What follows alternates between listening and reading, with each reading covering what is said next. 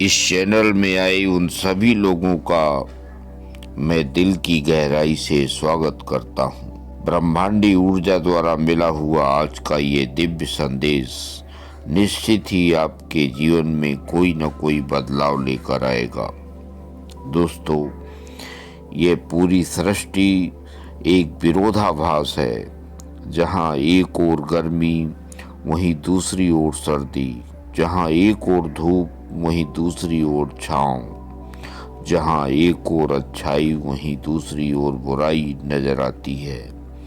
मेरे कहने का मतलब इस दुनिया में हर जगह विभिन्नताओं का एक मेला सा लगा हुआ है, जहाँ इंसान गोते लगा रहा है। इतनी विषमताओं और इतनी विभिन्नताओं के बीच इंसान जब अपने आप को देखता है और उन्हीं के बीच उसका जीवन निश्चित है, तभी उसकी सोचने समझने की शक्ति क्षीण होती चली जाती है, क्योंकि उसे अच्छाई और बुराई के इस भ्रम जाल ने इतनी जोर से जकड़ रखा है कि वो सोचकर भी उससे बाहर आने में अपने आप को असमर्थ पाता है।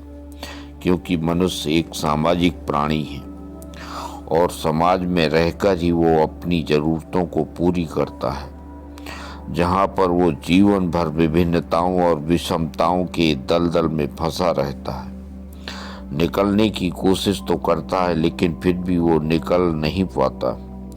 ऐसा क्यों होता है और इससे निकलने का रास्ता क्या है, आज मैं यही बताने की कोशिश कर रहा हूँ। मित्रों, कर्मों का फल तो प्रकृति द्वारा निश्चित है, जो भुगतना अवश्य पड़ता है। लेकिन यह समझ में यदि आ जाए कि हमें जिसने इस पृथ्वी पर भेजा है वो किस कारण भेजा है और क्यों भेजा है, तो निश्चित ही इंसान में जागरूकता आएगी और वो जहाँ भी जिस दलदल में फंसा है वो वहाँ से निकलने की कोशिश करेगा। और जब मनुष्य में इस दलदल से निकलने की शक्ति जागृत होगी, तभी उस मनुष्य को सकारात्मक विचार आने लगते हैं। तब उसमें अच्छाई और बुराई की समझ भी जागृत होने लगती है। तभी वो इंसान बुरे कर्मों को त्याग कर अच्छे कर्मों की ओर ध्यान देने लगता है। तब मनुष्य को सिर्फ अच्छे कर्मों का ही ख्याल आने लगता है और बुरे कर्मों से अपने आप को दूर करने लगता है। जैसे कि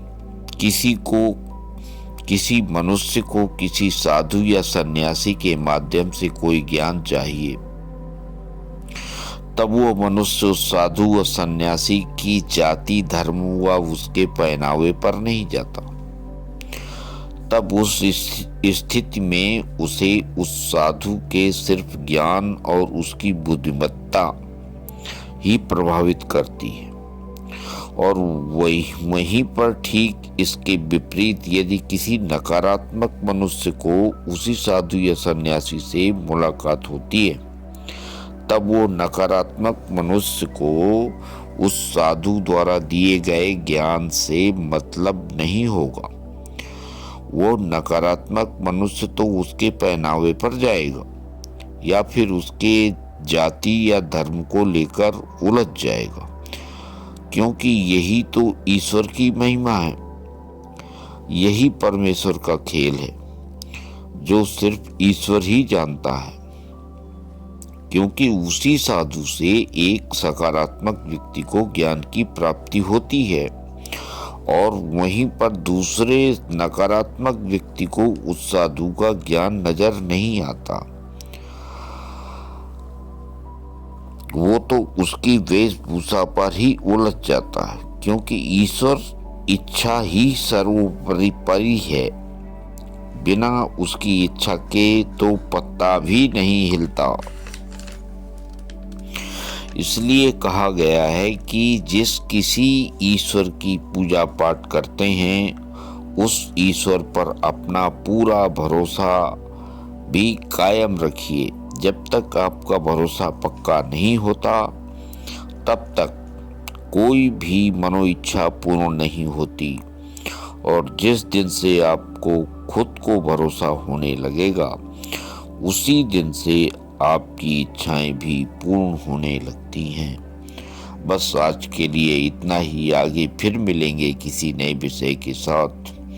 और अब अंत में मेरे इस चैनल को लाइक, सब्सक्राइब और शेयर करने के लिए आप सभी को मेरी तरफ से बहुत बहुत धन्यवाद।